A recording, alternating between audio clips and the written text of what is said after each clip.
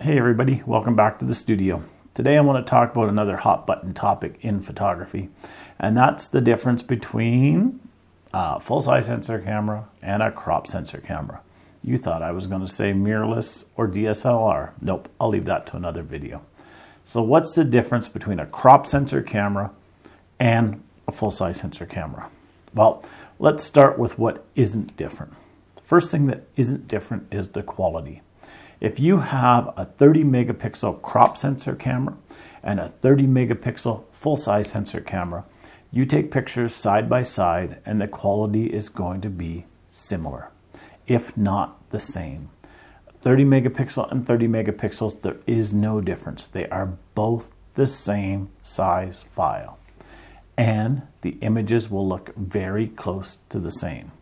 Now, there is some differences, but that's not because of the sensor size, that's because of what's inside the camera. It would be like comparing a Rebel to the 70D or the 90D. There are differences between the Rebel and the 70 or the 90D line. Why? Because camera manufacturers need to put differences in it to get you to buy a different camera. Likewise, there's a difference between the 70D, which I have here, and the 5D Mark IV, which I'm doing the video on right now. The 5D Mark IV has differences. Why? Because they want you to upgrade from this camera to the 5D line. So, get it out of your mind that if you just buy a different camera, that your pictures are going to be that much better, because they're not. That is a fallacy, and that's just a selling point. And people who want to make themselves feel better will often flaunt that. Well, I have a full-size sensor. Who cares? What are some of the real differences? Well, here's a couple of the real differences. Now, the camera manufacturers have skirted this line. They've crossed over this line. But generally, a full-size sensor is what the camera manufacturers call their advanced or professional line. The crop sensor is what they call their entry level or their intermediate line. And the two do not cross very often. Now, in the world of Canon, they have crossed. They came out with the 7D, and that series was a crop sensor, but it was a professional body. They've discontinued it. Why? Because it was crossing that line, and they didn't want people to buy a cheaper camera and be happy with it. They wanted to push them into a more expensive camera. So they got rid of the 7D line. If you look at the different cameras, the different models, you'll see that the 5D is a lot more expensive than the 70D or the 90D or the 80D. You're going to see the differences in the price. Now, does that mean there's differences in the cameras themselves? Yes. Generally, the Rebel, the 70, 80, 90D, those lines of cameras are not built as ruggedly as the 5D line or the 1D line. They are putting in the basics into these cameras, and they're putting the extras into the full-size sensor. That also applies for the computer that runs them. You will see that the computer that's in the full-size sensor cameras that does the onboard computations, changes, applying of this and that is stronger in the full-size sensor cameras than they are in the crop sensor cameras. But seriously, the differences are negligible. Here's one thing that I do. Instead of buying a bunch of 5D Mark IVs, I have a few. But what do I do with them? Well, they're usually used in the studio, or they're usually used on location where the conditions are perfect. But I have a bunch of crop sensor cameras that I take out kayaking, that I take out doing my nature photography, my wildlife photography. I take out when I'm biking. I take out when it's raining or snowing, because I know that I can buy 2 or 3 of this body for the price of one of the 5D bodies. Now, people come in here all the time, they look at my pictures, they go, "These are amazing. You must shoot with the most expensive cameras." Many of my pictures are shot with the 70D. Why? Because that's the camera that I use the most. I love my 5Ds.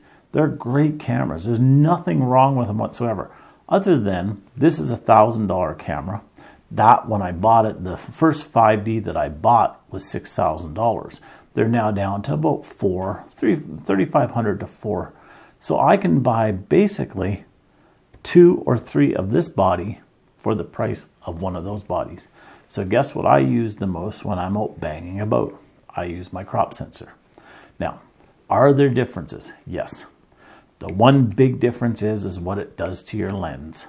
So if you put on a 100mm lens on this camera, because of the crop factor, you'll get a 160mm lens, which means it brings it in more, it zooms more.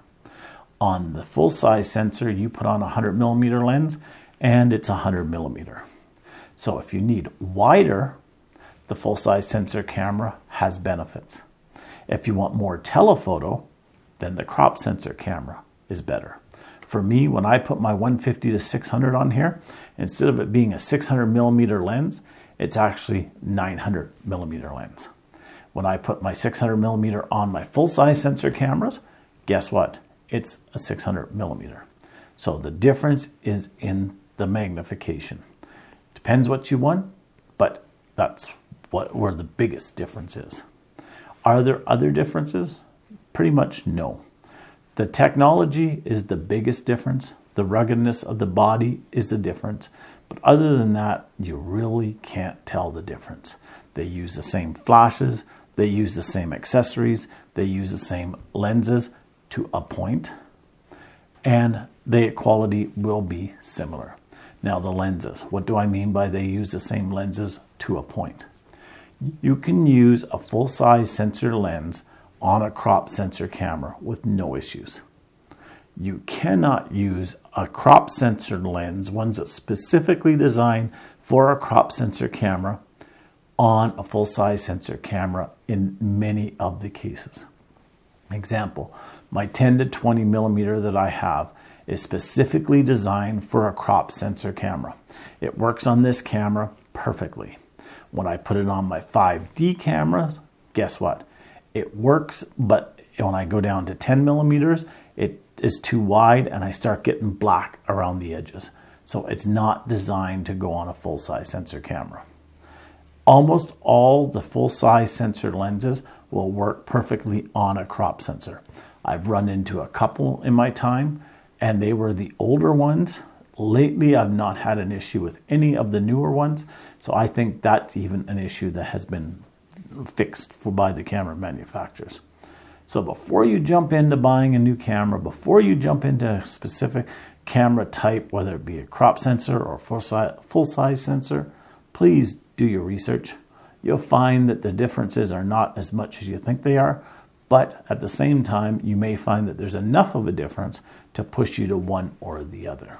If you have any questions, contact me. I'd be happy to help you along, and we'll talk to you next time. Have a great day. Bye-bye now. Thank you for watching my video. If you like this video, please click on the like button, which is the thumbs up button. If you haven't already subscribed to my channel, please click on the subscribe button and then click on the bell next to the subscribe button so you'll be notified when any new videos are uploaded. Thank you and have a great day.